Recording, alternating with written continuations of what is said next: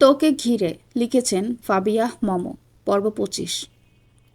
পূর্ণতা প্রচণ্ড ভয়ে হাঁপানির মতো হিড়িক তুলতেই আনিশা ওর হাত উল্টিয়ে পিঠে চেপে ধরে রাগী কণ্ঠে বলে ওঠে, তোকে দেখে আমার এত হিংসে হচ্ছে কেন? তোকে আমার খুন করতে ইচ্ছে করছে পূর্ণতা। কি করি তোকে? কি করি বল? তোকে মারলে আমি হিংসার অনল থেকে মুক্তি পাবো? ভয়াবহ কষ্ট হচ্ছে পূর্ণতা। পূর্ণতা, তুই পূর্বকে বশ করেছিস কি করে? ট্রেনের বগিতে কাপড় খুলেছিস? পূর্ব তো কখনো তোর সাথে ও কাজ করবে না, জানি। তুই নিশ্চয়ই ওকে কাবু করার জন্য ফাঁদ পেতেছিলি, তাই না? বল না, কুফুরি করেছিস ওকে? পূর্ণতা চোখ কুচকে ব্যথা হজম করার কঠিন শক্তি খাটাচ্ছে। হাত ছাড়ানোর চেষ্টা করলেই রেডিও আলনা হাড় দুটোয় ভয়ঙ্কর ব্যথায় বিষিয়ে তুলছে। মাথা নিচু করে চোখ খুলতেই চোখের পাপড়ি থেকে টপ করে পানি খসে পড়ে। হঠাৎ আনিশা ওর থুতনি উঁচিয়ে বলে ওঠে, সত্য বলতে হিমশিম খাচ্ছিস কেন? তুই ইচ্ছে করেই পূর্বদের গাড়ির সামনে লটকে শুয়েছিলি, যেন ওরা তোকে দেখে গাড়ি থামায় আর দয়াবান পূর্ব এসে তোকে গাড়িতে তোলে। সব তো প্ল্যান মোতাবেক করেছিস, এখন নিরীহ সাচ্ছিস কেন? পূর্ণতা ব্যথায় চিৎকার করতে চাইলেও আর্তনাদের প্রতিটা শব্দ গলার মধ্যে জড়তা পাকিয়ে আটকে রইল। উপচে পড়া ব্যথায় কেঁপে কেঁপে বলে উঠল, আমি এমন কিছুই করিনি, তুমি ভুল ভাবছ।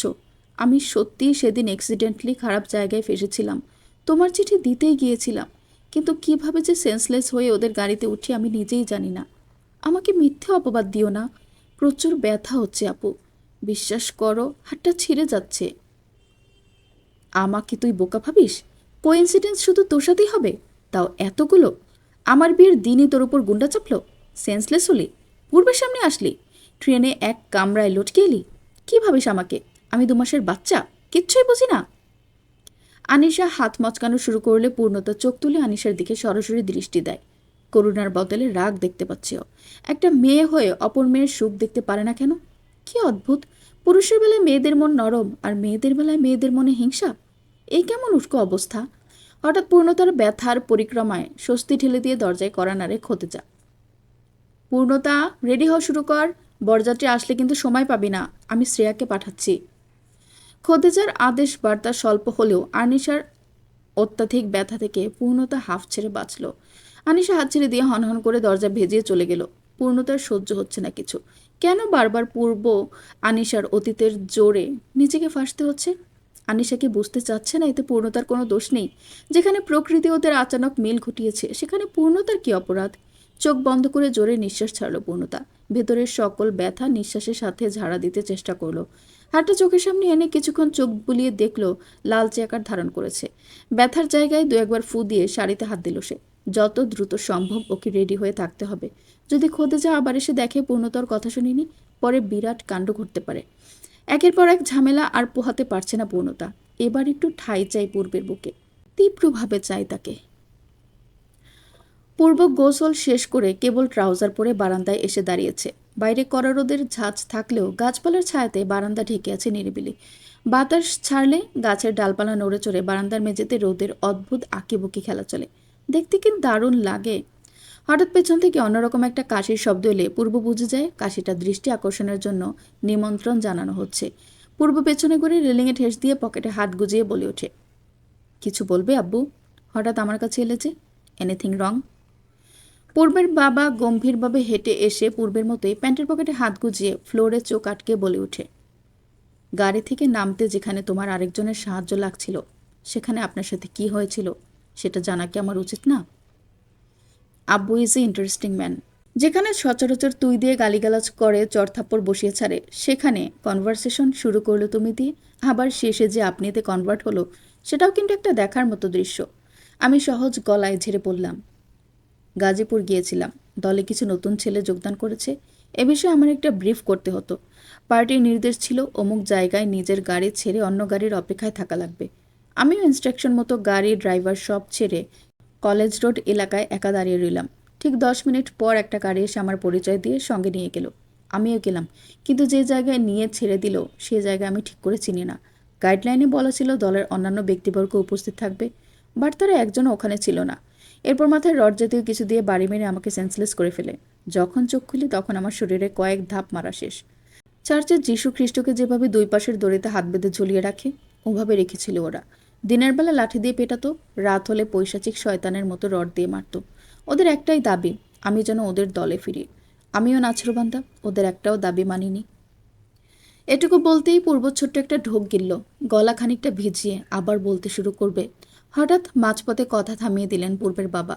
প্রশ্ন ঝুলিয়ে বলে উঠলেন, তুই কি পূর্ণতার কথা চিন্তা করিস না? পূর্ব বাবার কথা শুনে মুচকি এসে দিল। উল্টো ঘুরে পকেট থেকে দুহাত বের করে রেলিংয়ের উপর 5 আঙ্গুল বসিয়ে আকাশে তাকিয়ে মুগ্ধ নয়নে বলল, ওর কথা চিন্তা করলে সব এলোমেলো হয়ে যায় আব্বু। জানোয়ারগুলো যখন মারছিল তখন ওর কথা প্রচুর মনে পড়েছে। বাই চান্স যদি আমাকে মারার দৃশ্য ও দেখত, কিভাবে সহ্য করত? ও মরেই যেত। আমি চাই না ও কখনো আমার কালো দিনগুলো দেখুক। আমি তো কারিশমার মতো বেঁচে গেছি আব্বু। শিওর ছিলাম ওদের হাত থেকে আমি জীবিত ফিরতে পারবো না। প্রতিবার মারের সময় আমি কালিমা পড়ে ফেলতাম, যদি হুট করে রুহটা চলে যায় এই জন্য। কিন্তু কি থেকে কি হলো, অবিশ্বাস্য লাগছে আমি এখনো বেঁচে আছি। পূর্বের বাবা হতাশার ভঙ্গিতে জোরে নিঃশ্বাস ফেললেন। কলেজ জীবনে নিজেও একসময় রাজনীতি করতেন। কি দারুণ লাগতো! শুধু রাজনীতির ক্ষমতা বলে ঝামেলাপূর্ণ কঠিন কাজও পানির মতো করা যেত। কিন্তু পূর্বের মতো এত আসক্তি নিয়ে রাজনীতি করাটা পছন্দ ছিল না কখনো। জীবনের তাগিদে ক্যারিয়ার গঠনে নেমে পড়তে হয়েছিল ওনাকে। কিন্তু ছেলেকে কি উপদেশ দিয়ে সঠিক পথে আনবেন ভেবে পাচ্ছেন না। চাচারা কি কোনোভাবে বিয়েতে আসতে পারবে না? আসলে খুশি হতাম, বাড়িটা জমজমাট লাগতো। বিজনেস ডিলে আমি কম্প্রোমাইজ পছন্দ করি না। ওরা ওখানে ব্যস্ত থাকুক। কাকিদের সঙ্গে পাঠিয়ে হানিমুনের সুযোগ করে দিয়েছ, এখন কি তারা বিজনেস ডিলে ব্যস্ত থাকবে? I don't think. ছেলে তো বড্ড অসভ্য হয়ে গেছে, মুখে কিছুই আটকায় না দেখে। বাবার সামনে কি ওইসব কথা বলে? পূর্বের বাবা কড়া দৃষ্টিতে কিছু বলবেন, হঠাৎ পূর্বের মা এসে তাড়াহুড়ো কণ্ঠে বলে ওঠেন, পূর্ব রেডি হয়েছিস? এ কি, এখনো ভেজা চুলে দাঁড়িয়ে আছিস? একটা দিন নিজের চুলগুলো মুছলে কি হয়? পূর্বের মা একটা টাওয়াল এনে ছেলেকে নিজের দিকে ঝুলিয়ে চুল মুছে দিলেন। পূর্বের বাবা ধীর পায়ে রুম থেকে চলে যায়। মায়ের সামনে আদরের ছেলেকে অপদস্থ করা মুশকিল। কোনো মাই সোহাগী ছেলের অপমান সহ্য করতে পারে না। আর এই মহিলাটা তো আরও আগে পারে না। অফ হোয়াইট রঙের শেরওয়ানি, কলারের সূক্ষ্ম কারুকার্যের নিপুণতা, খয়েরি রঙের আভিজাত্য পাগড়িতে পূর্বকে চোখ ধাঁধানো সুন্দর লাগছে। বিয়ের পোশাকে নাকি কনেকে সবচেয়ে আকর্ষণীয় লাগে। তবে পূর্বকে দেখলে সেটা ভুল ধারণা পোষণ করতে বাধ্য হবে। কেননা পূর্বের দিকে যে সর্বপ্রথম চোখ আটকাবে এটা যে কেউ বলে দিতে বাধ্য। পূর্বিকা এসে ওর হাতের রুমাল গুজিয়ে দিয়ে বলে উঠল, তোর ফোনকে আমি অনলাইনে অর্ডার করব, নাকি আপাতত আমার ফোনটা চালাবি? পূর্ব পকেটে রুমাল ঢুকিয়ে মাথার পাগড়ি ঠিক করে বলে ওঠে, আপাতত তোর ফোনটা দিস, আমার একটা জরুরি কল করা লাগবে। আজকের দিনেও তোর কল করা লাগবে? তোকে রুমাল কি পকেটে ঢুকানোর জন্য দিয়েছি? মুখ ঢাক, বর্ণা তুই লোকের সামনে রুমাল ছাড়া যাবি? রুমাল দিয়ে ওর চোখের পানি মুছবো। আমার কোনো বিশেষ দরকার নেই এটার, ফোনটা নিয়ে আয়। তুই যে আজ একা ঘুমাবি মনে আছে তো? পূর্ণতা আমার রুমে ঘুমাবে, আমার পাশে। আমার বউ নিয়ে তুই কোলবালিশ বানাতে চাস কেন? এ কোন স্বভাব? বউকে কাঁদাতে কষ্ট দিতে ভালোবাসিস আর তুই আমাকে স্বভাবের কথা বলিস? আজ কোনোভাবেই পূর্ণতা তোর কাছে আসবে না। দরকার পড়লে ওকে শিকলে বেঁধে রাখবো। ওকে ওভাবে বেঁধে রাখা আমার কর্তব্য। তুই কেন পেরেশান হচ্ছিস? আমার বউ, আমি বেঁধে যা খুশি তা করব। চর দিব পূর্ব, অন্তত আজকের দিনে তুই চর খাওয়ার মতো কথা বলিস না। পূর্ব ঘাড় ঘুরিয়ে স্থির দৃষ্টি ছুঁড়ে গম্ভীর কণ্ঠে বলে ওঠে, তোকে আমি ভয় পাই না, ইউ নো ইট। পূর্বিকা চুপসে যায় কিছুক্ষণের জন্য। পূর্বের রাগ উঠলে বিরাট সমস্যা হবে, ওর রাগ সামলানো বড় কঠিন। পূর্বিকা চুপচাপ ওর ফোনটা এনে ড্রেসিং টেবিলের উপর রেখে নিঃশব্দে রুম ত্যাগ করে। পূর্ব ফোন নিয়ে একটা সেল নম্বর বসিয়ে কল করতে পরিচয় সূচকে বলে ওঠে, ওয়াসিফ পূর্ব বলছি, কোনো নিউজ আছে? ওপাশ থেকে নিচু গলায় সাবধানে উত্তরে কেউ যেন বলল, পূর্বদা, আপনি পারলে বাড়ি থেকে দূরে সেফ কোথাও চলে যাবেন। গ্রামেও রিস্ক আছে? হ্যাঁ পূর্বদা, বৌদিকে নিয়ে তাড়াতাড়ি কোথাও সরে যান। ওদের টার্গেট শুধু আপনি, আপনার পরিবারের অন্যান্য সদস্যরা না। তাছাড়া বুঝতেই পারছেন বৌদির উপর রিস্ক আছে। কৈলেশ, তুমি তো জানো আপনার বিয়ে আমি জানি পূর্বদা, সতর্ক থাকুন। মনে হচ্ছে ওরা লোক পাঠাবে ওখানে চেক করতে। পারলে বৌদিকে নিয়ে কোথাও চলে যান। বাড়িতে বসে থেকে কোনো রিস্ক নিয়েন না, বৌদির অঘটন করতে পারে।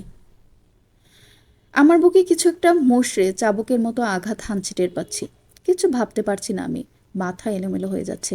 আমার জন্য পূর্ণতার ক্ষতি হবে? কি করব? বাড়িতেও কাউকে বলতে পারবো না। পূর্ণতাকে নিয়ে আজকের দিনে বের হওয়া মুশকিল। কিভাবে সেফ জায়গায় যাব? হানিমুন ট্রিপের কথা বললেও দেরি হয়ে যাবে। মাথা থেকে পাগড়ি খুলে জানালার কাছে গেলাম। ফোনটা সুইচ অফ করে দিলাম, ভুলেও যাতে কোনো কল না আসতে পারে।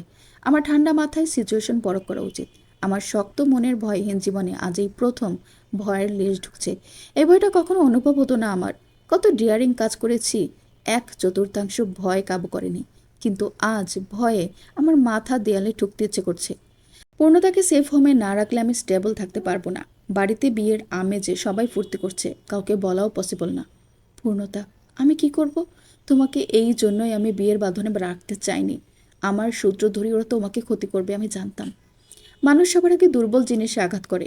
তুমি আমার দুর্বল জিনিস জানতে পারলে কি থেকে কি হাল করবে অনুমান করতেও আমার গা শিউরে উঠছে।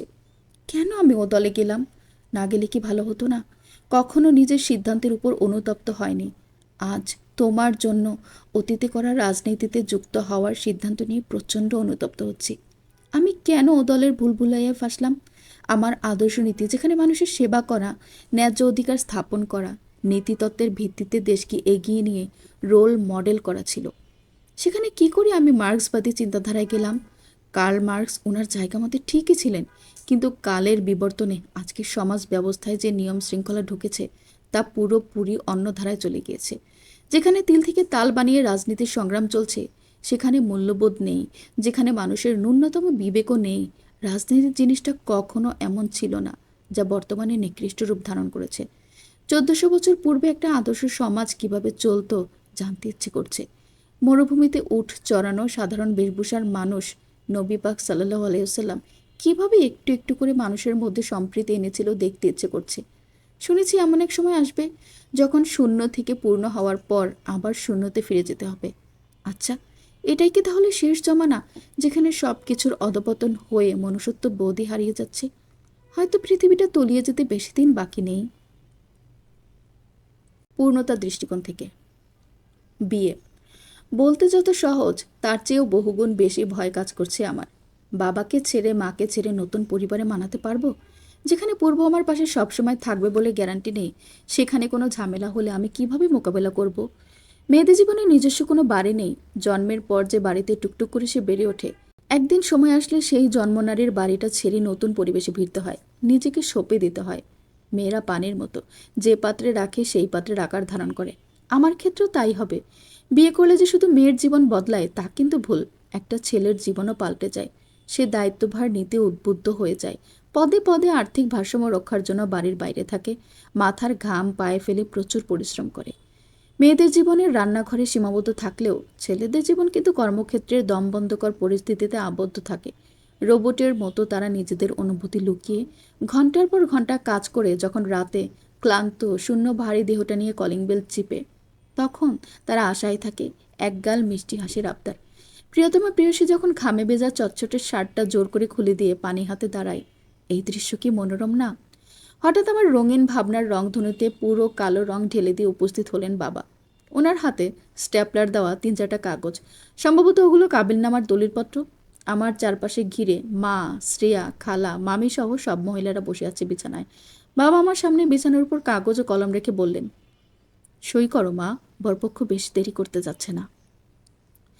দেরির ব্যাপার শুনে মামি প্রশ্নসূচকে বলে উঠলেন, বেয়াই দেরি করবে না মানে? বাজে কত? 7টাই তো বাজলো না। আমি অশ্রুময় চোখে চেয়ে কলম চালিয়ে কাগজে সাইন করে দিলাম।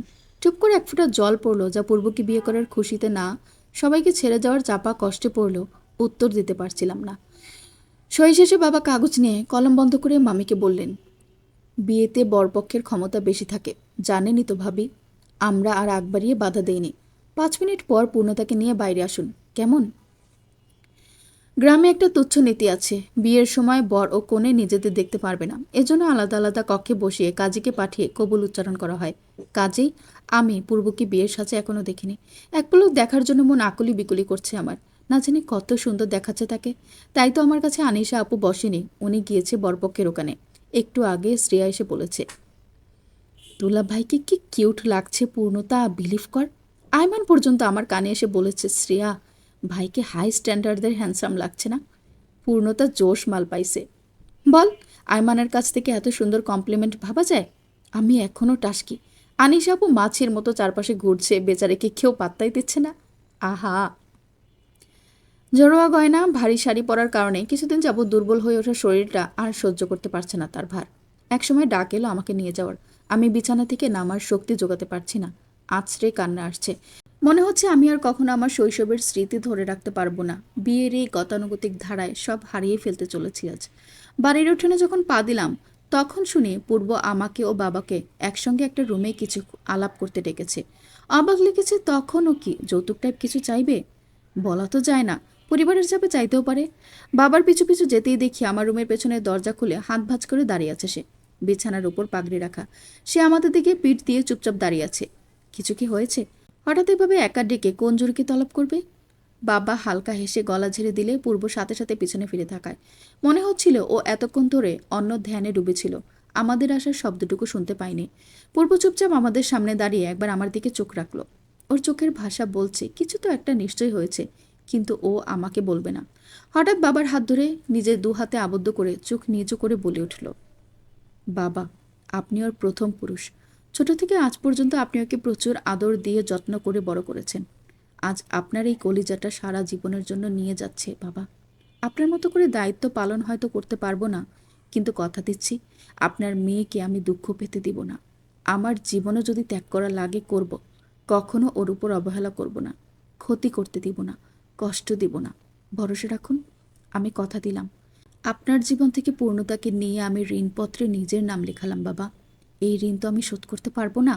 আজ থেকে আপনার কাছে দারুণভাবে ঋণী রইলাম। দোয়া করবেন আমি যেন আমার কথার তুলনায় বেশি বেশি ওকে আগলে রাখতে পারি। বাকিটা আল্লাহ ভরসা। পূর্ণতার বাবা স্থির নয়নে বাকরুদ্ধ হয়ে গেলেন। রুমের ভেতর পিনপত্য নীরবতা। কয়েক মিনিট স্তব্ধ থাকতে হঠাৎ অঝরে কেঁদে উঠে পূর্বকে জড়িয়ে ধরলেন পূর্ণের বাবা। এতক্ষণ এই মানুষটা কি শক্ত হয়ে চলছিল, যেন মেয়ের বিদায়ের বেলায় কোনো আপোষ নেই। অথচ কি অবস্থা, এখন বাচ্চার মতো কাঁদছে। পূর্ণতা ঝাপসা চোখে পূর্বর দিকে তাকিয়ে আছে। গাল ভিজে যাচ্ছে, সেদিকে ওর খেয়াল নেই। পূর্ব মাথা ডানে বামে খুবই হালকা নেড়ে ইশারা দেয়, কান্না করবে না, চুপ। পূর্ণতা নিজের আঁচল খামচে ধরে। পূর্ণতার বাবা এখনও দুহাতে শক্ত বেষ্টনীকে পূর্বকে জড়িয়ে রেখেছেন। কান্নার পশলা থামলেও চোখ থেকে নাকের ডগায় পানি ঝরছে। পূর্ব পিঠে হাত বুলিয়ে বলে উঠল, শান্ত হন বাবা, আমাদের বিদায় দিবেন না। পূর্ণতার বাবা পূর্বকে ছেড়ে দিয়ে হাসতে হাসতে রুমাল বের করে চোখ মুখ মুছলেন। পূর্বের কাঁধে হাত রেখে মেয়ের হাত ধরে বাইরে এসে বিদায় দিতে এলেন। পূর্বের বাবা আড়ালে এসে পূর্ণতার বাবার কাছে বলল, বেয়াই মশাই, আমার ছেলে কিন্তু খুবই চতুর। আপনাকে আবার কাঁদায়নি তো? বদমাইশটা দারুণ অভিনয় করতে পারে। পূর্ণতার বাবা হাসতে হাসতে বলে উঠলেন, আমার ছেলের নামে কুটনামি করে লাভ নেই জনাব, হা হা। মেয়ের জামাইকে এখনই ছেলে বলছে দেখি কিছুক্ষণ তাজ্জবের মতো তাকিয়ে থাকলো পূর্বের বাবা। হঠাৎ ফিক করে হেসে দিলে সাদরে দুজন কোলাকুলি করেন। পূর্ণতা হাউ মাউ করে এমন কান্নাকাটি শুরু করেছে, একবার মাকে ধরে কাচ্ছে, আরেকবার মামিকে ধরে কাচ্ছে, আবার ফিরে যাচ্ছে খালার কাছে। পূর্ণতাকে সবাই ধরে এনে গাড়িতে উঠাতে নেয়, আবার পা ঘুরিয়ে দৌড়ে গিয়ে শ্রেয়ার গলা ধরে কাটে। এইবার পূর্বের প্রচুর রাগ লাগছে। আরে ভাই, কিডন্যাপ করছি নাকি? এত কান্না কিসের? প্রেমের বিয়েতে কোথায় খুশি হয়ে আমার কোলে চড়ে চুমুটুমু দিবে, তা না কান্নাই থামাচ্ছে না, অসহ্য। পূর্ব বিরক্ত হয়ে গাড়ির ভেতর থেকে বলে উঠল, পূর্ণতা, তুমি এত যখন কাঁদছো তুমি এখানে থেকে যাও, আমি চলে যাচ্ছি। পূর্ণতা শ্রেয়ার গলা ছেড়ে মাথা ঘুরিয়ে পূর্বের দিকে তাকায়। উপস্থিত সবাই তখন মিচকি মিচকি হাসছে। পূর্ব সেটা তোয়াক্কা না করে আরেক দফায় বলবে, হঠাৎ পূর্বিকা বলে উঠল, আজকেও তোর কথা মতো চলা লাগবে? ওর অবস্থা তুই বুঝবি? পরিবার ছেড়ে যাওয়া সহজ? পূর্ব একটা কথা কানে না ঢুকিয়ে গাড়ি থেকে নেমে ডিরেক্ট পূর্ণতাকে কোলে তুলে নেয়। পূর্ণতা হা করে আশেপাশে উপস্থিত সবার হাসি হাসি হাসি মুখ দেখছে। পূর্ব গাড়িতে ওকে বসিয়ে দরজা আটকে দিলে গাড়ির পাশের দরজা খুলে বসে পড়ে। পূর্ণতা ঝিম করে স্থির হয়ে তাকিয়ে আছে। সবার সামনে লাজ শরম ভুলে পূর্ব এটা কী করলো, কি বিশ্রী কাজ করলো, ছিছি, পুরোই মাথা কাটা গেল। এর মধ্যে রাগী গলায় ড্রাইভারকে ধমকে পূর্ব বলল, গাড়ি স্টার্ট দিতে বলিনি, কানে ঢুকে না কথা? গাড়ির ড্রাইভার কঠিন একটা ধমক খেয়ে কাচুমাচু করে গাড়ি স্টার্ট দিলে হঠাৎ পূর্ণতা অস্থির কণ্ঠে বলে ওঠে, কি হয়েছে, তুমি এমন ধমকাচ্ছ কেন? পূর্ব মাথার পাগড়িটা খুলে পেছনের সিটে ছুঁড়ে মারল। গাড়ি চলতে শুরু করলে পাগড়িটা পেছনের গ্লাসের সাথে ধাক্কা খেয়ে নিচে পড়ে গেল। পূর্ণতা চমকে উঠে চোখের কোটরে পানি জমিয়ে গলা নিচু করে বলে ওঠে, বিয়ে না করতেই রাগ দেখাচ্ছ? পূর্ব দাঁত কটমট করে চিবিয়ে চিবিয়ে বলে ওঠে, আমাকে ক্রিমিনাল বানিয়ে এখন ইনোসেন্ট সাজো? ওভাবে ভ্যাভ্যা করে কাঁদছিলে কেন? আমি কি জোর করে বিয়ে করেছি? বিয়েতে তোমার মত ছিল না? কেন ওরকম বিহেভ করলে? কথা বলবে না আমার সাথে। পর্ব 26। আকাশে কুচ্ছাকারে মেঘ জমছে, যে কোনো সময় ঝমঝমিয়ে বৃষ্টি নেমে মেঠো রাস্তা কর্দমাক্ত করে দিবে। পূর্ব আমার থেকে বিশাল দূরত্ব বজায় রেখে জানালার পাশে চেপে বসেছে। আমার দিকে ফিরেও তাকায়নি। ওর চোখ মুখ কঠিন। আমি বুঝতে পারছি না হঠাৎ আমার উপর রেগে আছে কেন। আমি ওকে রাগিয়ে দেওয়ার মতো কিছুই এখনো করিনি, শুধু বিদায়ের বেলায় যতটুকু কেটেছি। এটাই কি আমার অপরাধ? বিদায়ের বেলায় মেয়েরা কি কাঁদে না? আমি অশ্রুপূর্ণ চোখ মুছে ডানে ওর দিকে তাকালাম। পূর্ব জানালার বাইরে রাগান্বিত মুখ করে তাকিয়ে আছে। ওর এই অবস্থা দেখে আমার সাহস হচ্ছে না ওর হাতটা ধরে একবার বলি, আমার ভুল হয়ে গেছে, ক্ষমা করো। ওর রাগ মানেই ভয়াবহ বস্তু। আমি প্রচুর ভয় পাই। কিছুটা সময় হুড়হুড় করে পেরিয়ে গেলে গলায় ঢোক ফেলে একটু কাছে যেয়ে বলি, আমার সাথে এখনই রাগারাগি করছো? আমার ভুলটা কি শুধুই কেঁদেছি বলে? তাকাও না একটু। আমি যে একটা জ্যান্ত মানুষ আকুতি মিকুতি করছি তার কোনো ভাবাবেগ নেই। একদম সরল স্বাভাবিক নির্লিপ্ত ভঙ্গিতে আকাশে মেঘের পসরা দেখছেন। ড্রাইভার নর্মাল গিয়ারে গাড়ি টানছেন। আশেপাশের রাস্তায় চলা মানুষগুলো আমাদের দেখছে। তাদের কাছে গাড়িতে চড়া মানুষগুলো রাজা বাদশার মতো লাগে। কয়েক ঘন্টা পূর্বেও আমি বাবার কাছে ছিলাম, মায়ের দিক নির্দেশনা শুনছিলাম, সিয়ার ফাজনামে শুনছিলাম, আয়মানের বলা উল্টাপাল্টা কথায় হো হো হাসছিলাম। জানি না সময়টা এত তাড়াতাড়ি কিভাবে চলে গেল। আমার এই গাড়িতে পূর্বের পাশে বসেও বড্ড শূন্যতা অনুভব হচ্ছে। খালি খালি লাগছে বুকের ভেতরে। মনে হচ্ছে আমার সব কিছু বিয়ে নামক চুক্তিতে ছিনিয়ে গেছে। আচ্ছা, পূর্বকে বিয়ে না করলে কি ঠিক হতো না? আমি কেন ওর জন্য পাগলামি করলাম? আজ যেখানে পূর্ব আমার পাশে, এতটা কাছে, নিজের ডান দিকে, সেখানে আমি ওকে নিছক ঘটনার জেরে স্পর্শ করতে পারছি না। ওর হাতের বাহু ডোরে নিজের হাত মিলিয়ে চওড়া কাঁধে মাথা হেলিয়ে আমি দুঃখপূর্ণ অনুভূতি ঝেড়ে ফেলতে পারছি না। ও আমাকে মূল্য দিচ্ছে না। মাথা নিচু করে কোলের উপর রাখা হাত দুটোর উপর নিঃশব্দে নোনা জল ফেলছি। পূর্ব আমার দিকে এক সেকেন্ডের জন্যও তাকাচ্ছে না। আরও ধেয়ে বুক ফাটিয়ে কান্না আসছে। ওর অবহেলা আমি সহ্য করতে পারছি না।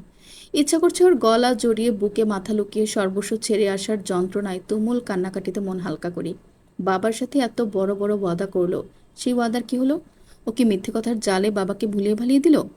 বাবা, আপনি টেনশন করবেন না, আপনার মেয়ের দুঃখ ছাড়া কিছুই দিব না।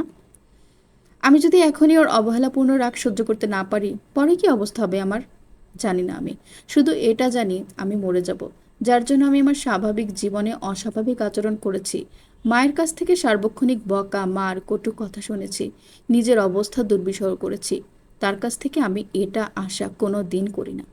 দুহাতের আঙ্গুলে চোখের কানিশ মুছে পূর্বের দিকে তাকিয়ে বলি, আমার সাথে কথা বলতে চাচ্ছ না? তোমার কথা বলাও লাগবে না। আমি একবার মরে যাই, তারপর একদম শান্তি করে দিব। পূর্ব চমকে গিয়ে আমার দিকে ভয়ঙ্কর আশ্চর্যজনক চাহনিতে তাকালেন। ব্রো কুচকে আমার দিকে কিছুকাল ব্যাপী স্থির থেকে ড্রাইভারকে বললেন গাড়ি থামাতে। ড্রাইভার ভিমরি খেয়ে হঠাৎ ব্রেক কষে দিলে আমি তাল হারিয়ে সামনের সিটের সাথে জোরে কপালে বাড়ি খাই। পূর্ব ড্রাইভারের উদ্দেশ্যে বাজে একটা গালি দিয়ে একা ছাড়তে বলল। ড্রাইভার বের হতেই পূর্ব আমার কাছে এসে আমার কপালে ডলা হাত সরিয়ে দেখতে চাইলে আমি এক ঝটকায় সরিয়ে দিই। মার খেতে চাও তুমি? হাত সরাচ্ছ কোন সাহসে? দেখতে দাও পূর্ণতা, তুমি কি আমার হাতে কঠিন মার খেতে চাচ্ছ? পূর্ণতা অশ্রুসিক্ত নয়নে লাগাতার পূর্বের হাত কপাল দেখা থেকে বাধা দিচ্ছে। এতে পূর্ব 3 ডাবল আরও খেপে যাচ্ছে। একটু আগে যে কথাটা বলেছে তার জন্য রাগে দাউ দাউ করছে পূর্বের শরীর। মাথার রগ উত্তপ্ত হয়ে ফুলে উঠছে। অবস্থা আরও বেগতিক হলে পূর্ণতার গলা চেপে ধরার মতো রাগে কাঁপতে থাকে। পূর্ণতা দুঃখে, ভয়ে, কান্নায় থেমে থেমে শিউরে ওঠে। ও পূর্বের এই রূপ কখনো দেখতে চায় না। চায় না পূর্ব কখনো এভাবে রেগে ওর উপর হামলে পড়ুক। পূর্ণতা হু হু করে কান্নায় চোখ কুঁচকে বলে ওঠে, তোমার এই রাগের জন্য রাজীবের সামনে সেদিন চিনি না বলেছিলাম। তোমাকে আমি ওই সময় চিনতে পারি না। তুমি আমাকে মেরে ফেলো, এখনই মেরে ফেলো। গলা টিপে দম বন্ধ করে দাও। তুমি আমার জীবনে এসে দুঃখ ছাড়া কিছুই দাওনি। বাকি জীবনে যে দুঃখবিহীন হবে তার কোনো গ্যারান্টি নেই। একটু থেমে ঢোক গিলে পূর্ণতা আবার বলল, গলা ধরে আছো কেন? হাত চালাও, মেরে ফেলো। পূর্ব চোখ বন্ধ করে পূর্ণতার গলা ধরে চুপ করে আছে। কৈলাসের কাছ থেকে চ্যাটার্জির লোক পাঠানোর খবর শোনার পর থেকে আর স্বাভাবিক থাকতে পারছে না পূর্ণ। মনের মধ্যে ঘূর্ণিঝড় চলছে, মাথা ভোবো করছে। বিগত কদিনের নৃশংসতায় কিচ্ছু ভাবতে পারছে না। পূর্ব জোরে নিঃশ্বাস ছেড়ে চোখ খুলে পূর্ণতাকে এক টানে বুকে চেপে ধরে। চোখ বন্ধ করে গাড়ির সিলিংয়ে মাথা নিবদ্ধ করে নিচু কণ্ঠে বলল, আমি থটলেস হয়ে আছি পূর্ণতা, আমার সামনে এসব কথা বলো না। পূর্ণতা আছড়ে পড়া কান্নায় আটকে যাওয়া গলায় একটু একটু করে বলে, তাহলে আমার সাথে এমন আচরণ কেন? কী দোষ আমার?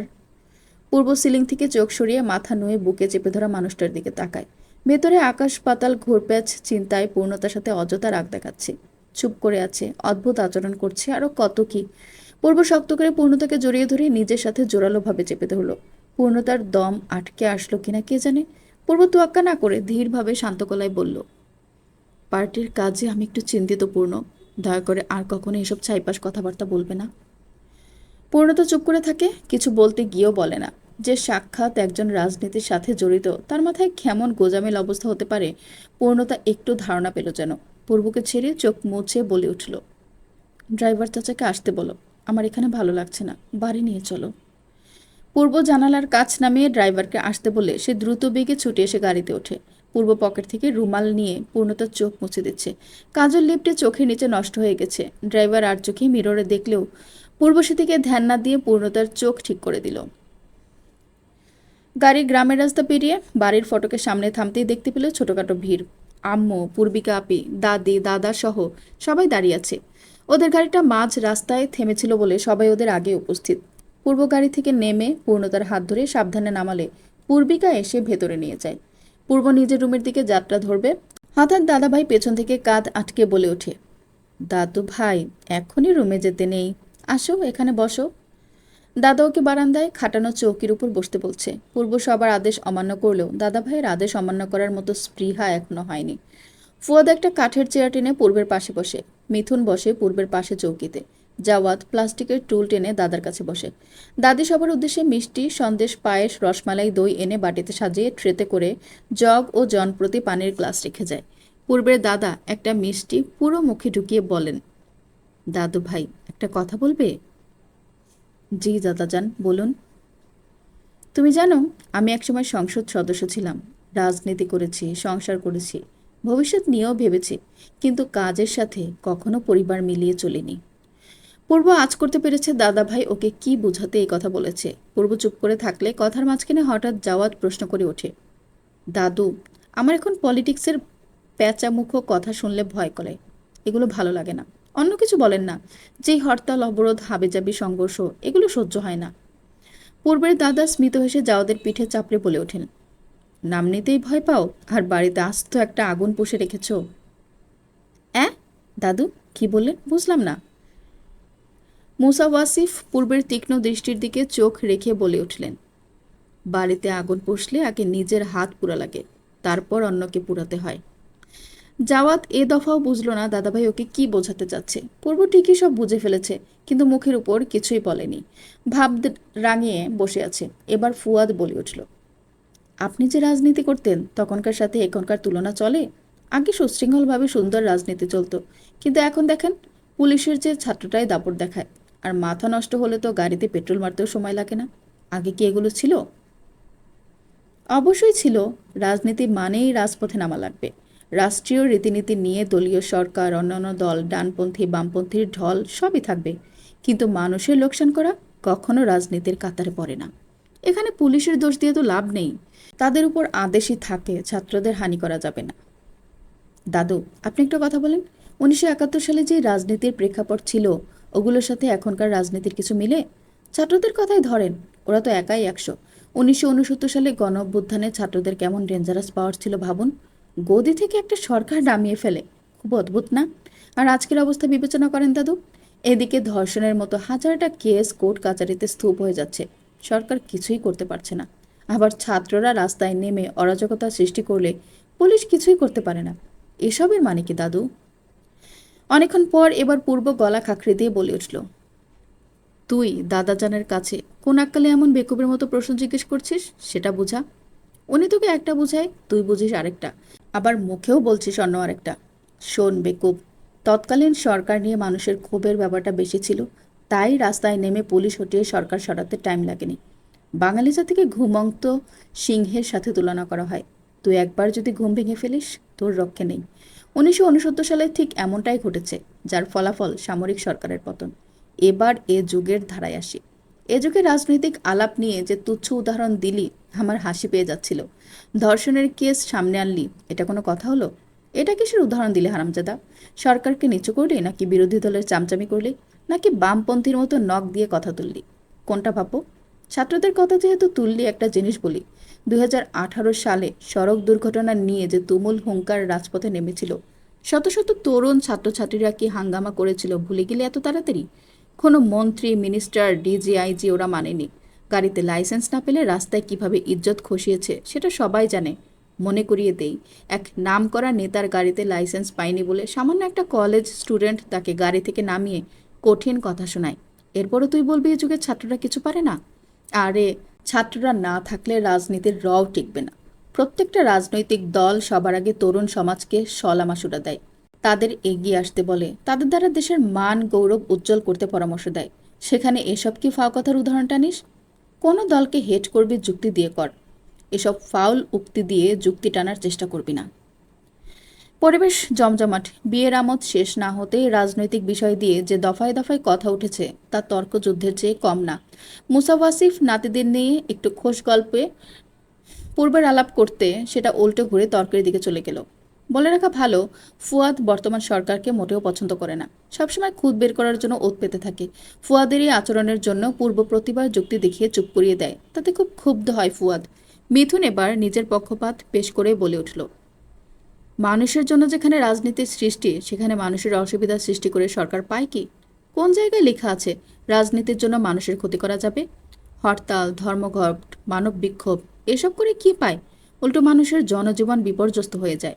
দেখো ভাই, আমরা জানি তুমি আগামীতে ইলেকশন লড়বা, তোমার পার্টির মান রক্ষা করবা, কিন্তু এর মানে তো এটা না তুমি মানুষের অধিকার নিয়ে চিন্তা করা ভুলে যাবে। তোর মার্ক্সবাদী চিন্তাধারা এখানে ভুলেও ফলাতে আসবে না মিথুন, মুখে তালা লাগা। পূর্ব সত্যিই খেপে গেছে, ওর চোখ মুখ লাল হতে শুরু করেছে। পূর্বের অবস্থা বুঝতেই মুসা ওয়াসিফ নাতিদের তুমুল আকারে ফেটে পড়া তর্কবিদ্যায় ঘাটা বসিয়ে বলে ওঠেন, দাদু ভাইরা, তোমরা এবার থামো। আজ তোমার ভাইয়ের বাসর, ওকে আর জ্বালাতন করো না। দাদু ভাই, তুমি ভেতরে আসো, চলো। পূর্ণতা লম্বা ঘোমটার আড়ালে মুখ ঢেকে জবুথবু হয়ে বিছানার মাঝখানে বসে আছে। 20 মিনিট ধরে পূর্বের জন্য ব্যাকুল হয়ে অপেক্ষা করছে। পূর্বিকা অনেক তোষামত করলেও পূর্ণ তাকে নিজের রুমে রাখার প্ল্যান সফল হয়নি। শাশুড়ি আম্মা কঠিন একটা ধমক দিয়েছেন পূর্বিকা আপুকে। ছোট ভাইয়ের বউকে নিজের কাছে রাখা নিয়ে বকা খেয়ে আপুর মুখটা পটকার মতো চুপসে গিয়েছিল তখন। পূর্ব পূর্ণ তার খারাপ লাগছিল প্রচুর। আম্মা শুধু শুধুই আপুকে বকা দিলেন। হঠাৎ দরজার ওপাশ থেকে পায়ের আওয়াজ আসতে না আসতে ধপ করে দরজা খুলে যায়। ঘোমটার আড়ালে স্পষ্ট দেখা গেল পূর্ব রুমে এসে হাজির। সে দরজায় ছিটকিনিতে হাত দিতে গিয়েও হাত সরিয়ে ফেলেছে। দরজা লাগানো নিয়েও দ্বিধাগ্রস্ত কেন? দরজা না লাগিয়েই পূর্ব পূর্ণতার দিকে ধীরে সুস্থে আসতে লাগলো। পূর্ণতার চোখ নামিয়ে ফেলে তৎক্ষণাৎ। প্রচুর পরিমাণে নার্ভাস লাগছে তার। এই প্রথম এতটা অস্বস্তিকর লাগছে পূর্বের আগমন দেখে। সবসময় ওকে কাছে পেয়ে পূর্ণতা খুশিতে আত্মহারা হয়ে যেত, আজ সবকিছু উল্টা ফুল্টা হয়ে যাচ্ছে নিজের কাছে। পূর্ব বিছানার কাছে দাঁড়িয়ে পূর্ণতার দিকে নিজের দুহাত বাড়িয়ে বললেন, বিছানা থেকে একটু নামবে পূর্ণ? পূর্ণতা ঘোমটা দেওয়া মাথা ঘুরিয়ে তার দিকে তাকিয়ে দেখে পূর্ব তার হাত ধরার জন্য নিজের হাত এগিয়ে অপেক্ষা করছে। পূর্ণতা হাঁটু থেকে হাত যুগল সরিয়ে তার দুহাতে পূর্ণতার হাত দুটো দিতেই পূর্ব তাকে বিছানা থেকে নামাতে সাহায্য করলো। পূর্বের মাথায় কি চলছে? হঠাৎ পূর্ণতাকে বিছানা থেকে নামিয়ে দিল কেন? দরজাটাও লাগায়নি। পূর্ণতার মাথায় প্রচুর প্রশ্নমালা ঘুরপাক খেতেই পূর্ণতার ঘোমটা উঠে দুগালে হাত রেখে বলে উঠল, তুমি আপুর রুমে চলে যাও পূর্ণ, আমার কাছে পরে থেকো। পর্ব 27। আমি পূর্বের কথা শুনে হতভম্ব। সে আমাকে বাসের ঘর থেকে পাঠাতে যাচ্ছে কেন? মনে কি ক্ষোভ লুকিয়ে আছে, নাকি অন্য কিছু চেপে রেখেছে? কিচ্ছু পরিষ্কার হচ্ছে না, আমি কিছুই বুঝতে পারছি না। গাল থেকে ওর হাত সরিয়ে বললাম, কি সমস্যা? তুমি আমার সাথে এখনো রাগারাগি করছো? সরি বললাম তো, মাফ করে দাও। আমি অন্য কোথাও যেতে চাই না পূর্ব। পূর্ব আমার দিকে ওর ঠোঁটটা ভিজিয়ে হালকা শ্বাস ফেলে বলে উঠল, একটা সমস্যা হয়েছে বটে। আপাতত তুমি পূর্বিকা আপির কাছে যাও, আমি কাজটা শেষ করে আসছি, টেনশন করো না। পূর্ব আমাকে বলার সুযোগ না দিয়ে দ্রুত দরজার দিকে চলে গেলে আমি পেছন থেকে সচকিত গলায় বলে উঠি, কোথায় যাচ্ছ? যেও না, আজকেও যাওয়া লাগবে? হঠাৎ পা থামিয়ে স্ট্রেটভাবে দাঁড়িয়ে কিছু সেকেন্ড পর মুখটা ডান কাঁধ বরাবর করে ঘুরিয়ে জবাব দিল, আমি বাড়ির আশেপাশেই আছি, চিন্তা করতে না করেছে আমি পূর্ণ, চুপচাপ যা বলেছি করো। কণ্ঠে জোরালো পূর্ণ তেজ ছিল ওর। আমি শুনেই চমকে উঠে ব্রু কুঁচকে থতমত খেয়ে যাই। পূর্ব 1 মিনিটও দাঁড়ালো না, অতি দ্রুত চলে গেল, যেন বাইরে ওর জন্য কেউ তীব্র রূপে অপেক্ষা করছিল। ঘড়িতে তখন 9টা বাজে। আমার কি এখন পূর্বিকা আপুর রুমে যাওয়া ঠিক হবে? সবাই তো ঘুমিয়ে পড়েছে। বুকে টিপ টিপ শব্দ হচ্ছে, শিরায় শিরায় অস্বাভাবিক হাড়ের রক্ত ছুটে চলেছে। না, আমার মন কোনোভাবে মানছে না। ও নিশ্চয়ই সাংঘাতিক কিছু লুকাচ্ছে। ঘড়ির দিকে আবার তাকালাম। এখন ঘড়িতে 9:45। কি আশ্চর্য! একটু আগে দেখলাম 9টা বাজে, আর এখন 9:45। এত তাড়াতাড়ি সময় চলে যাচ্ছে। এখন ব্যাপক অস্থিরতা কাজ করছে আমার ভেতর। রুমের উত্তর টু দক্ষিণ দিকে পায়চারি করতে প্রবল উত্তেজনায় শাড়ি ধরে শেষমেশ বাইরে বেরিয়ে যে পূর্বে সেই জরুরি খ্যাতনামা কাজটা দেখার সিদ্ধান্ত নেই। বাইরে পা দিয়ে দেখি এক সারিতে সব রুমের দরজা আটকানো। লম্বা বারান্দায় একটা কাকপক্ষীও নেই, শুধু বারান্দায় একটা হলুদ বাতি জ্বালানো। গ্রামীণ আবহাওয়া, তার উপর রাত 9:45, মানে এখন গভীর রাত। বাইরে ঝিঝি পোকার শব্দ তরঙ্গ ভেসে আসছে। ঠান্ডা হাওয়ায় দূর থেকে শোনা যাচ্ছে কোনো ব্যাঙের ডাক। ছোট উঠানের পুরোটাই ঘুটঘুটে অন্ধকারে নিস্তব্ধ পরিবেশ, এক কথায় ভুতুড়ে অবস্থা। বারান্দার কাছে রেলিংয়ের নিচে তাকালাম, কিছু দেখা যাচ্ছে না। পূর্বের রুমটা কোণার দিকে শেষ মাথায়। লম্বা বারান্দা পেরিয়ে আসতে হয়, তারপর সিঁড়ি ধরে নিচে যাওয়ার পথ। আমি সাবধানে 2 হাতে সারি উঁচু করে লম্বা বারান্দা পেরিয়ে পরপর পূর্বিকা আপু, ফুয়াদ, মিথুন সহ সবার রুম অতিক্রম করে সিঁড়ি ধরে নিচে নামি। চোরের মতো লাগছে নিজেকে। শ্বশুরবাড়িতে বর খুঁজতে কত কিনা করতে হচ্ছে। নিচতলায় এসে দেখি মূল দরজা খোলা। পূর্ব যে বেরিয়েছে সেটা আমি ছাড়া কেউই জানে না। আবার শাড়ি উঁচু করে আমি দরজা ফাঁক করে অন্ধকারে মিলিয়ে গেলাম। পায়ে জুতো নেই। ঠান্ডা মাটির কারণে শরীরে অদ্ভুত দোল ঠেকছে। আমি অন্ধকারে চোখ সয়ে হাঁটছি। হঠাৎ গেটের কাছে সাদা শেরওয়ানি গায়ে পূর্বকে দেখতে পেলে আমি পূর্ব বলে ডাক দিব, অমনি বুকটা ধক করে গলায় আটকে গেল। কিছুক্ষণের জন্য মনে হলো আমি বুঝি আমিতে নেই। পূর্ব চোখের সামনে একটা লোকের মুখ চেপে বুকে ছুরি ঢুকিয়ে মোচড় দিচ্ছে। লোকটা বাঁচার জন্য লাফালাফি করছে, পা মাটিতে ঠুকছে, মুখ দিয়ে অনবরত আত্মাহুতিতে গোজাচ্ছে। পূর্ব চোখের পলকে ছুরিটা টেনে ছ্যাদ করে লোকটার বা পাশটা চিরে দিল। ওই অবস্থা দেখে আমার হাত পা সহ পুরো শরীর বরফের মতো ঠান্ডা হয়ে অসাড় হয়ে আসছে। বুকে এক টনের ভারী পাথর পড়লে যেমন নিঃশ্বাস আটকে যায়, আমার তখন তেমন করেই দম স্থির হয়ে যাচ্ছিল। পূর্ব লোকটাকে টেনে জঙ্গলের ওদিকে নিয়ে যেতে আমার মুখ থেকে অস্পষ্ট গলায় শব্দ বেরিয়ে যায়। পূর্ব আমার দিকে তাকিয়ে প্রচণ্ড অবাক হয়ে লোকটাকে ছেড়ে দিয়েও আবার চট করে হুড়মুড় করে ধরে ফেলে। তাড়াহুড়ো করে জঙ্গলে ঢুকে কিছুক্ষণের মধ্যে বেরিয়ে এসে আমার সামনে দাঁড়ায়। হাত দুটো তাজা রক্তে টলটল করছে। পূর্ণ, তুমি বাইরে বেরিয়েছো কেন? কেন বেরিয়েছো বাইরে? আমি ভয়ে থরথর করে কাঁপছি। একটু পর পর শরীর কেমন ঠান্ডার শিহরণে ঝিমুনি দিয়ে উঠছে। প্রচণ্ড বিহ্বল লাগছে। হঠাৎ শরীরে প্রচণ্ড দুর্বলতা অনুভব হচ্ছে। পূর্ব আমার থতমত নির্বাক চাহনি দেখে সবটা টের পেয়ে খানিক্ষণ বাদে গম্ভীর সুরে বলে উঠল, ভেতরে চলো, বাইরে থাকা ঠিক না। বাইরে ঠান্ডা বাতাস বেড়েছে। আকাশের মতিগতি দেখলে বোঝা যায় কিছুক্ষণের মধ্যেই ভারী বর্ষণের আবেশে পুরো গ্রাম ভিজবে। এখন রীতিমতো মেঘ ডাকতে শুরু করেছে। পূর্ণতা থ হয়ে খাম্বার মতো স্থির হয়ে দাঁড়িয়ে থাকলে পূর্ব ততক্ষণে বাড়ির পাশে নলকূপের হাতল চেপে হাত দুটো ধুয়ে আসে। ফিরে এসে দেখে পূর্ণতা অনবরত কাঁপছে। ওর চোখের কোটরে বড় বড় অশ্রু জল জমা হয়েছে। পূর্ব একটা মানুষকে বীভৎসভাবে খুন করলো, এখনো মেনে নিতে পারছে না পূর্ণতা। বুকে ছুরি ঢুকিয়ে কমপক্ষে 5 বার মোচড় মেরেছে। লোকটার মুখ চেপে না ধরলে পুরো গ্রাম শুদ্ধ শুনতে পারত লোকটার গগন বিদারী চিৎকার। পূর্ব ভেজা হাতে পূর্ণতা চোখ মুছিয়ে দিলে পূর্ব হঠাৎ বুকে সজোরে ধাক্কা অনুভব করে পিছিয়ে যায়।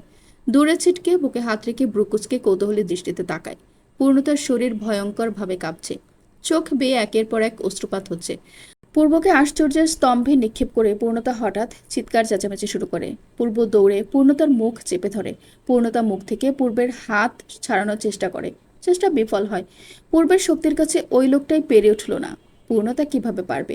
পূর্ণতা দাপাদাপি করতে লাগলো। পূর্বের হাতের অনবরত নখ বসিয়ে চিরে দিল। পূর্ব ভুলেও ওকে ছাড়ল না। পূর্বের সন্তানের চোখ এখন বাবার গাড়ির দিকে। এই গাড়ি দিয়ে বরযাত্রী হিসেবে বউ বাড়িতে এনেছে। আর মজার ব্যাপার হলো, গাড়ির চাবিটা এখন তার পকেটে। পূর্ণতাকে এই অবস্থায় বাড়ি ঢুকানো মানে বিরাট কাহিনী হবে, যা পূর্ব মূলত চায় না। পূর্ব এক হাতে পূর্ণতার মুখ চেপে অপর হাতে পকেট থেকে রিমোট বের করে কিছু একটা করতেই গেটের কাছ থেকে টুটটুট শব্দ বেজে উঠে ফ্রন্ট লাইট জ্বলে উঠল। পূর্ণতা স্পষ্ট দেখতে পেল পূর্বকে গাড়িতে তোলার জন্য সব প্রস্তুতি সেরে ফেলেছে। তাই আরও 3 গুণ স্পিডে দাপাদাপি শুরু করেছে। পূর্ব রিমোট পকেটে পড়ে অপর পকেট থেকে রুমাল দিয়ে পূর্ণতার মুখ বেঁধে দিল।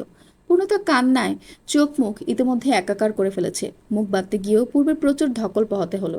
পূর্ণতা কিছু জায়গায় নখ ঢুকিয়ে ক্ষত করে দিয়েছে। পূর্ণতাকে টানতে টানতে গাড়িতে তুলে নিজেও গাড়ির ড্রাইভিং সিটে বসে গাড়ি ছেড়ে দিল। দূর থেকে গাড়ি আনলকের আওয়াজ পেয়ে ঘুমো ঘুমো চোখে দরজা খুলল পূর্বের বাবা। গাড়ি চলে যেতে দেখেই জানালা দিয়ে ছেলেকে দেখতে পেয়ে কিছু একটা বুঝে মুচকি আসলো। মনে মনে বলল, ওরে ব্যাটা, তোর বাড়ি ছেড়ে অন্য জায়গায় বাসর করার শখ ছিল, সেটা আমাকে বললেই পারতি। কুলাঙ্গার কোথাকার। পূর্ণতা রুমাল খুলে কান্নাগুলিতে সুরে চিৎকার করছে। ঘোমটা আলগা হয়ে খুলে গেছে। মাথার কয়েক জায়গা থেকে পার্লকেপ ঝুলছে। চোখের কাজল লেপটে চোখের নিচটা কালো আকার ধারণ করেছে। এখনও পূর্বের উপর হামলা করা ভুলেনি। বারবার চিৎকার দিয়ে বলছে, তুমি একটা খুনি, তুমি মানুষ খুন করো, তুমি খারাপ, জঘন্য, নির্লজ্জ, তুমি তুমি বলতে বলতেই কেঁদে দেয় পূর্ণতা। পূর্ণ এমন ভঙ্গিতে গাড়ি চালাচ্ছে যেন কিছুই হয়নি। ইভেন পূর্ণতার কথাও সে কানে শুনতে পাচ্ছে না। একদম কাম অ্যান্ড কুল হয়ে চুপচাপ করে আছে। পূর্ণতার চিৎকার যেন বাইরে যেতে না পারে, তাই জানালা আটকে গাড়ির ভিতর অন্ধকার করে দিয়েছে। বাইরে প্রবল বৃষ্টি হচ্ছে এখন। পূর্বের খামোশ অবস্থা দেখে পূর্ণতার গা ঘিন ঘিন করে উঠছে। সে একটা পৈশাচিক খুনের পাশে বসে আছে। ছি! পূর্ণতার আগের মাথায় খুবই অপ্রীতিকর কাণ্ড ঘটিয়ে ফেলল। নিজের মাথা জানালার কাছে ধুম করে বাড়ি দিল। পূর্ব ঘটনাক্রমে অপ্রস্তুত হয়ে হুড়মুড়িয়ে ব্রেক কষে দেখে পূর্ণতা এখনও জানালায় কপাল ঠেকিয়ে আছে। পূর্ব আকস্মিক ভয়ে চেঁচিয়ে ওঠে, এ কি করলে তুমি পূর্ণ? পূর্ব তাড়াতাড়ি নিজের সিট বেল্ট খুলে পূর্ণতার দিকে ঝুঁকে ওর কাঁধ ধরে টান দিতেই দেখে জানালার কাচ কয়েক রেখায় ফেটে সেখানে রক্ত লেগে আছে। পূর্ব রিমোট চেপে জানালার কাচ নামিয়ে পূর্ণতার দিকে তাকায়। পূর্ণতা চোখ মেলায় ঠিক করে তাকাতে পারছে না। ওর কপালের ডান পাশটায় ফিনকি দিয়ে রক্ত বেরোচ্ছে। পূর্ব স্তব্ধ দৃষ্টিতে ঠোঁট কাঁপাচ্ছে। ওর হাতের বাহু ডোরে ঢলে পড়েছে পূর্ণতা। পূর্ব খুব অসহনীয়ভাবে ঢোক গিলে পূর্ণতার কপালে এসে পড়া চুলগুলো সরিয়ে বললে, তুমি এমন করলে কেন? আমার মাথা ফাটিয়ে দিতে। পূর্ণতা চোখ খুলো, ঠিক করে চোখ খুলো। পূর্ণতা! পূর্ণতার গাল আলতো করে ঝাঁকাতে লাগলো পূর্ব। পূর্ণতা গভীর আবেশে চোখের পলক নামিয়ে ফেলেছে, কিন্তু চোখ খুলছে খুবই ধীরে ধীরে, মৃত্যুসজ্জা রোগীর মতো। জানালা দিয়ে বৃষ্টির ছাট এসে ভিজিয়ে দিচ্ছে দুজনকে। ছাটের পানিতে পূর্ণতার কপালের রক্ত আরও তরলীভূত হয়ে ডান পাশে কানের কাজ ঘেঁষে টপটপ করে ছিটে পড়ছে। পূর্ব পূর্ণতার দিকে চোখ রেখে জানালার বাইরে হাতে গিয়ে পানি মুঠো করে ছিটিয়ে দেয় ওর মুখে। পূর্ণতা চোখ কুঁচকে কয়েকবার চোখ ঝাপটানি দিয়ে ঠিক করে তাকায়। পূর্বকে এত কাছে দেখে ধাক্কা দিয়ে ওকে সরিয়ে দেয়। পূর্ব গাড়ির সিলিংয়ের সাথে ধাক্কা খেয়ে ঘাড়ে ব্যথা পেয়ে নিজের জায়গায় বসে পড়ে। পূর্ণতা জানালার দিকে মুখ করে কপালের টনটন করা ব্যথাটা আলতো করে স্পর্শ করে। পেছন থেকে নিচু গলায় শান্ত ভঙ্গিতে বলে ওঠে, কিছু হলে মাথায় বাড়ি দাও কেন? তোমার মাথা কি ফুটবল? কি হতো যদি কাজ ভেঙে ঢুকে যেত? পূর্বকে চরম অবাক করে দিয়ে পূর্ণতা বলে উঠল, মরে যেতাম, অন্তত তোমার মতো ভয়ঙ্কর খুনির কাছ থেকে বেঁচে যেতাম। পূর্ণতার কথা শুনে প্রচুর রাগ উঠল পূর্বের। পূর্ব কি ওকে কোনো ক্ষতি করেছে? উল্টো ওর সেফটির জন্য তাড়াতাড়ি লোকটাকে মেরে ফেলেছে। কৈলাস রাস্তায় আসতে দেরি হবে বলে পূর্ব আর রিস্ক নেওয়া উচিত মনে করেনি। লোকটাকে মেরে ফেলেছে। পূর্ব রাগী গলায় ফুসফুস করে বলল, আমি কি তোমাকে খুন করেছি? নিজে নিজে আমাকে ভয়ঙ্কর বানাও কেন? থাপটিয়ে চাপার দাঁত খুলে ফেলবো বাজে কথা বললে। আমাকে মেরে ফেলো দয়া করে। খুনের ট্যাগ নিয়ে তুমি বেঁচে থাকলেও আমার দ্বারা বউয়ের ট্যাগ নিয়ে শ্বাস নেওয়া পসিবল না। আমি হাত জোর করে অনুরোধ করছি, আসো, মেরে ফেলো। পূর্ব ধাম করে গাড়ির ড্রাইভিং হুইলে ঘুষি মারল। পূর্ণতা চমকালো না, স্থির হয়ে পূর্বের দিকে তাকিয়ে বলল, ঘুষির শক্তিটা ওখানে খরচ না করে আমাকে মেরে ফেলার জন্য করো। থাকবো না আমি, না হবে তোমার কষ্ট। তুমি চুটিয়ে মানুষ মেরে পলিটিক্স করতে পারবে। পূর্ব রাগে কাঁপছে। আরও রাগুক, রেগে এমন পর্যায়ে চলে যাক যেন মাথা খারাপ হয়ে পূর্ণতাকে মেরে ফেলুক। পূর্ণতা ভেবেছিল পূর্ব অন্যদষ্ট লোকের মতো রাজনীতির উদ্দেশ্য মানুষ মারে না, সে সৎরূপেই চলছে। কিন্তু না, পূর্ব অন্য সবার মতো মুরগির মতো মানুষ জবাই করতে পিছপা হয় না।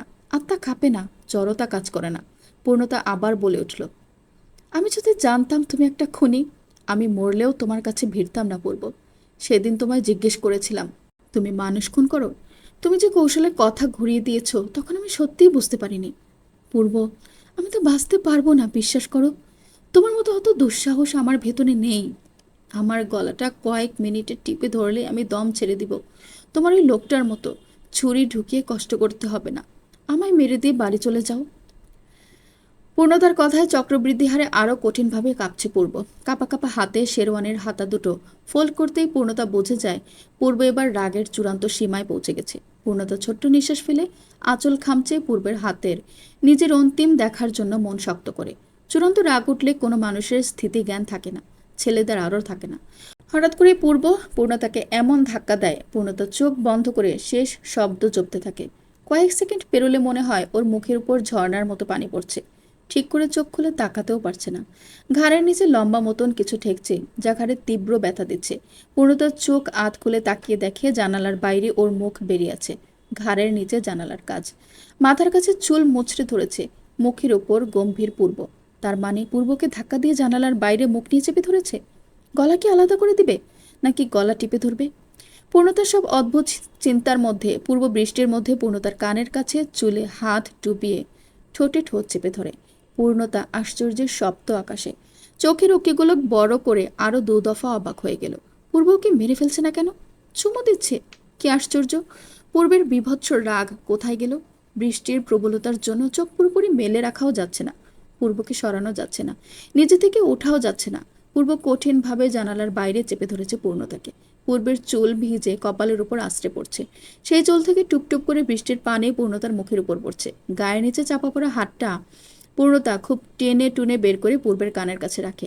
পূর্ব এখনো আবেশের চোখ বন্ধ করে থাকলেও রাগে অন্যত্র অত্যাচার চালাচ্ছে।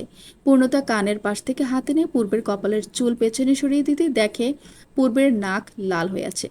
গাড়ির ফ্রন্ট লাইটে স্পষ্ট বোঝা যাচ্ছে পূর্বের নাক লাল হয়ে আছে। পূর্বের রাগ উঠলে তো নাক লাল হয় না, তাহলে এখন কিসের জন্য লাল হলো? পূর্ব কি কাঁদছে? বৃষ্টির পানির সাথে চোখের পানি মিলেমিশে আছে বিধায় পূর্বকে চোখ নির্গত পানি আলাদা করা যাচ্ছে না। অত্যাচার নমুনা আরও বেড়ে যাচ্ছে। পূর্ব নিজেকে কঠোরভাবে চোখ বন্ধ করে প্রকাশ করছে। পূর্ণতার নিরুপায় ভঙ্গিতে দু হাতে ওর বুকে ধাক্কা দিয়েও সরাতে পারল না। ঝমঝম বৃষ্টি, প্রাকৃতিক পরিবেশে নিস্তব্ধ গ্রামীণ রাস্তায় মানুষশূন্য অবস্থায় পূর্বের বদ্ধ চোখ দুটি ছাড়া কিচ্ছু দেখা যাচ্ছে না। বৃষ্টির পানি পেয়ে চোখের পাপড়ি আরও ঘন হয়ে আসছে। কি অদ্ভুত মায়া জড়িয়ে আছে ওই চোখে। এই স্নিগ্ধ চোখের দৃষ্টি এক একটা প্রাণঘাতী ছুরির মতো হৃদ গহ্বরে বিধে। আজও এই বদ্ধ চোখের মায়া প্রাণনাশক হয়ে উঠেছে। পূর্ণতা কপাল থেকে হাত নামিয়ে চোখের পাপড়িতে আঙ্গুলের আলতো বুলায়। পূর্ণতার ঠান্ডা হাতে স্পর্শ চোখে পেয়ে পূর্ব ঝট করে পূর্ণতাকে ছেড়ে ড্রাইভিং সিটে হেলান দিয়ে জোরে শ্বাস ছাড়ে। পূর্ণতা ঘাড়ে হাত ডলতে ডলতে জানালার বাইরে থেকে মাথা উঠিয়ে পূর্বের দিকে তাকায়। ঘুমন্ত পুরীর রাজ্যের মতো নীরবতা ঘিরে ধরেছে। পূর্ণতা কথা বলতেও আড়ষ্টতা অনুভব করছে। পূর্ব সিটি পিঠ লাগিয়ে বুকের কাছে শেরওয়ানের দুটো বোতাম খুলে চোখ বন্ধ করে আছে। কিছুকাল ব্যাপী চুপ থেকে বদ্ধ চোখে বলে ওঠে, আবার যদি বলে মরে যেতে চাও, আমি তোমাকে সত্যি সত্যি মেরে ফেলব। পূর্ণতা ডোন্ট কেয়ার মুডে গড়গড় করে বলে ওঠে, আমি মরে গিয়ে তোমার কাছ থেকে নিস্তার পেতে চাই। এবার পূর্ব চট করে চোখ খুলে বাম ভ্রুটা উঁচুতে তুলে তীক্ষ্ণ দৃষ্টিতে তাকাতেই পূর্ণতাকে এক টানে নিজের কোলে বসিয়ে ধাক্কা মেরে ড্রাইভিং হুইলের সাথে চেপে ধরে। পূর্ণতা চোখ কুচকে থেমে থেমে বলে ওঠে, পিঠে ব্যথা পাচ্ছি। ক্ষতবিক্ষত হয়ে যাক। তুমি আমাকে মারতে চাইলে একেবারে মেরে ফেলো। তিল তিল করে যন্ত্রণা দিচ্ছ কেন? তিল তিল করে কারা মারে বলো তো শুনি? পূর্ণতা কুচকানো চোখ খুলে বলে, সিরিয়াল কিলার। আমি অবশ্যই সিরিয়াল কিলার না, আমি একজন পলিটিক্সের ছেলে। দাপট নিয়ে পলিটিক্স করি, এর বেশি আর একটা শব্দ না। তুমি ওই লোকটাকে মেরে ফেলেছ, খুন করে। পূর্ণতাকে বলতে না দিয়ে মুখের কথা ছিনিয়ে পূর্ব তীক্ষ্ণ সুরে বলে উঠল, গলায় কাটা আটকালে কি করো? গলায় বিদ্ধ রাখো? নিশ্চয়ই না, দ্রুত কাটা নামিয়ে ফেলো। জাস্ট এটাই ভাবো, আমিও কাটা নামিয়েছি। তুমি ওকে মেরেছ। আমি যে তোমাকে মারবো একথা খোনা খেলে ভাবো? আমি যা করার ওই বদমাইশের বাচ্চাকে করেছি, তোমাকে তো কিছু করিনি। পূর্ণত চুপ করে থাকলে পূর্ব আবার বলে ওঠে, বলো, আমি তোমাকে কেন মারতে যাব? তুমি আমার কি হও তাকে জানো না? এ দফায়ও চুপ পূর্ণতা। চুপটি দেখে পূর্ব জোরে ঠেসে বলে ওঠে, পূর্ণ প্লিজ স্পিক আপ। তুমি আমার ওয়াইফ, আমার সব কিছুই এখন তোমার, তোমার অধীনে। তবুও তুমি আমার কাছ থেকে দূরে যেতে চাচ্ছ। ওয়াই? পূর্ণতার পিঠে ড্রাইভিং হুইলের দাগ বসে যাচ্ছে। পূর্ব এখনও ওকে ছাড়ছে না। ভীষণ ব্যথা হচ্ছে পিঠের হাড্ডিতে।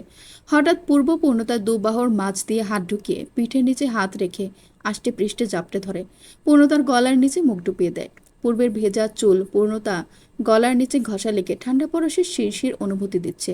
পূর্ব চোখ বন্ধ করে শীতল কণ্ঠে বলে ওঠে, আমাকে ছেড়ে যেও না পূর্ণ। তুমি আমার কাছ থেকে নিস্তার পেতে চাইছ? আমি তো কখনো তা চাই না। পূর্ণতা নির্বাক হয়ে যায় পূর্বের সম্মোহন কথায়। ইচ্ছে করছে পূর্বের কপালটা ধরে ছুঁয়ে দিতে। অন্যের রাগ, অভিমান, দুঃখগুলিকে ভস্ম করার অদম্য ক্ষমতা আছে ছেলেদের। তাই তো একটু আগের অভিমানগুলো জলের মতো তরল হয়ে গেছে পূর্ণতার। পূর্ণতা মাথা নিচু করে পূর্বের মুখ দেখার চেষ্টা করছে, কিন্তু ভেজা চুল ছাড়া কিচ্ছু পরিদৃষ্ট হচ্ছে না। পিঠে এখন ব্যথা লাগছে না। পূর্ব ড্রাইভিং হুইলের উপর নিজের হাত যুগল রেখে তাতে পূর্ণতার পিঠ ঢেকে জাপটে ধরেছে, যেন ব্যথা লাগলে নিজের হাতে লাগুক, তবুও পূর্ণতার পিঠে না। পূর্ণতা পূর্বের পাশে থাকা বদ্ধ জানালায় চোখ দিয়ে দৃষ্টি দেখতে মনোযোগী হলো।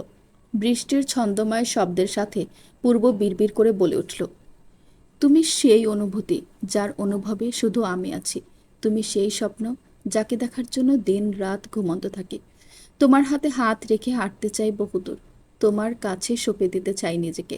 তোমার জন্য মাতাল হতে রাজি আমি, কিন্তু ভয়াবহ বিচ্ছেদ আমি কখনো চাইনি। পূর্ণতা কাঁধে সিক্ততা অনুভব করছে। গাড়ির ভেতর তো বৃষ্টির পানি পড়ছে না, তাহলে কাঁধে ভেজা লাগছে কেন? পূর্ণতা ছেড়ে যাওয়ার কথা যতবার বলেছে ততবারই পূর্ব না, হতেই পারে না। পূর্ণতা হকচকিয়ে তাড়াহুড়ো ভঙ্গিতে পূর্বের গাল ধরে মুখ তোলে। মাথার সামনে গাড়ির ফ্রন্ট লাইটের তির্যক আলোকরশ্মি পূর্বের মুখে পড়লে পরিষ্কার বোঝা যায় চোখের পাপড়ি ঝিকমিক করছে। তার মানে চোখ ভিজা? পূর্ণতা অস্থির চিত্তের মতো ছটফটে ভঙ্গিতে আলতো করে পূর্বের চোখে অসংখ্যবার ঠোঁট ছুঁয়ে দেয়। পরক্ষণেই ক্ষান্ত হয়ে বলে ওঠে, আমি তোমায় মারব। তোমার এই প্রাণঘাতী চোখ দিয়ে ভুলেও পানি বের করবে না, ভুলেও না। পূর্ব চোখ তুলে ড্যাব ড্যাব করে তাকিয়ে বলে, হুম। শুনলেন ফাবিয়া মোমোর লেখা তোকে ঘিরে গল্প থেকে পর্ব 25, 26, 27। গল্পটি পরবর্তী পর্বগুলো শুনতে চাইলে অবশ্যই চ্যানেলটিকে সাবস্ক্রাইব করে আমার সাথেই থাকুন। ধন্যবাদ।